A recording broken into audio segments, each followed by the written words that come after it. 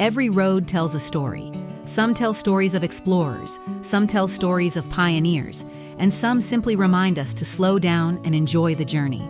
Today, Luna is taking us through New Zealand's beautiful high country, where every bend in the road reveals another surprise.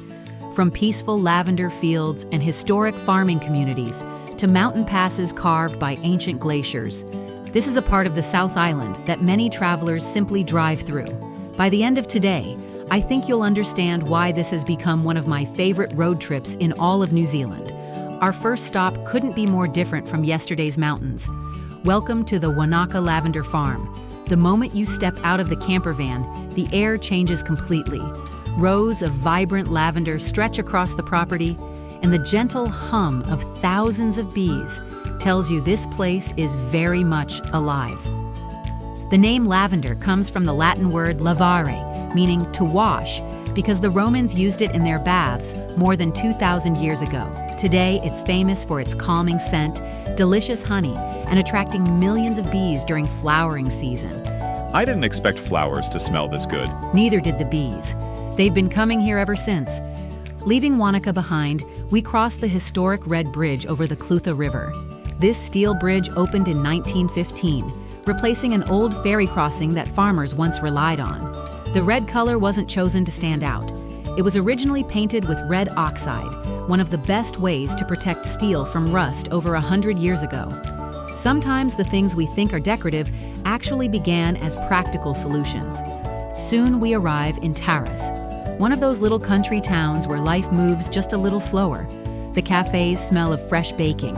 Local shops are filled with handmade wool products, and almost everyone seems happy to stop for a chat.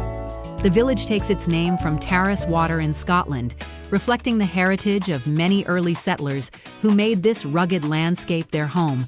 Merino sheep thrive here because of the dry climate, producing some of the world's finest wool. I think this might be the friendliest place we've ever visited. Either that, or everyone is wondering why we're talking to a camera. As Luna continues north, the landscape begins opening into enormous high country sheep stations. These aren't ordinary farms. Some cover tens of thousands of hectares. To put that into perspective, some are larger than entire cities. A working country like this demands resilience. Sheep are often moved across steep mountain terrain with the help of highly trained farm dogs, horses, and sometimes even helicopters. Life here isn't rushed. It follows the rhythm of the seasons. Soon the road begins climbing towards Lindis Pass.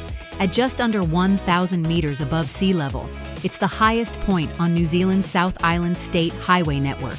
The hills are covered in golden snow tussock. Unlike ordinary grass, native tussock survives freezing winters, scorching summers, and powerful alpine winds. It has quietly protected these fragile mountain slopes for centuries. This road has been traveled for far longer than most people realize. Long before Europeans arrived, Maori used these valleys while traveling inland in search of punamu, New Zealand's precious greenstone. Crossing into the Mackenzie Basin, one thing immediately stands out. Where are all the trees? The answer lies high above us. The Southern Alps act like a giant wall, forcing rain to fall on the western side of the mountains. By the time the clouds reach this side, much of their moisture has already gone. It's called a rain shadow, and it's the reason this landscape looks so completely different from Fjordland, even though they aren't that far apart. So the mountains are basically stealing all the rain. Exactly. Fortunately, they leave us the sunshine. Just outside Omarama, the scenery changes yet again.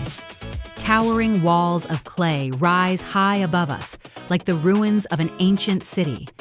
The Omarama Clay Cliffs were formed around 2 million years ago. Ancient glaciers left behind huge layers of gravel and silt. Later, movements along the Osler Fault pushed those layers upwards. Then nature did the rest. Wind and rain slowly carved these incredible pinnacles into the landscape we see today. Walking through these narrow passages feels almost like stepping onto a movie set. I keep expecting someone to shout, "Action!" With scenery like this, I wouldn't be surprised. After exploring the Clay Cliffs, we've earned a little relaxation. The Omarama Hot Tubs are simple. Wood-fired cedar tubs filled with fresh mountain water. No traffic, no crowds, Just mountains, fresh air, and the occasional bird flying overhead. Sometimes slowing down is every bit as memorable as chasing the next adventure. Can we just stay here? We've only been here 5 minutes. Give it time. Back on the road, we arrive at beautiful Lake Ōhau. Unlike some of New Zealand's more famous lakes, this one still feels wonderfully peaceful. The Ōhau Range rises dramatically behind it, creating one of the most beautiful alpine backdrops in the South Island. Watch carefully across the water, and you might spot black swans, paradise shelducks, or New Zealand scaup quietly gliding across the lake. Sometimes the quietest places leave the biggest memories. Our final stretch takes us past Twizel and towards Lake Pukaki. Then, around a gentle bend in the road, it appears. Aoraki, Mount Cook, New Zealand's highest mountain, standing 3,724 meters above sea level. Its snow-covered summit dominates the skyline.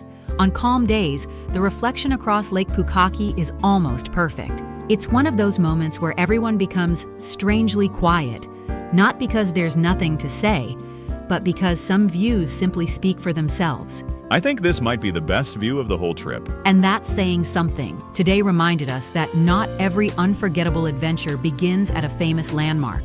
Sometimes it's the road between the destinations that tells the greatest story. From fragrant lavender fields and welcoming country towns to golden mountain passes, remarkable geology, peaceful lakes, and New Zealand's highest mountain, every stop revealed another side of this beautiful country. And tomorrow, Luna is taking us even deeper into the heart of the Southern Alps. I have a feeling the next adventure is going to be unforgettable. Before we go, which natural feature created the dramatic Omarama Clay Cliffs? A. Ancient volcanoes. B. Glacial deposits lifted by fault movement and shaped by erosion. C. Lava flows. D. Coastal erosion. Drop your answer below, then head over to quizzes.gamaflare.com, check the leaderboard, and tell us.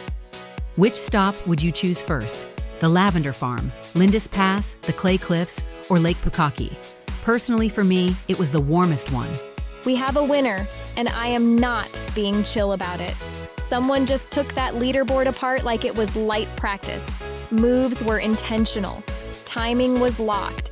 Confidence, unbothered.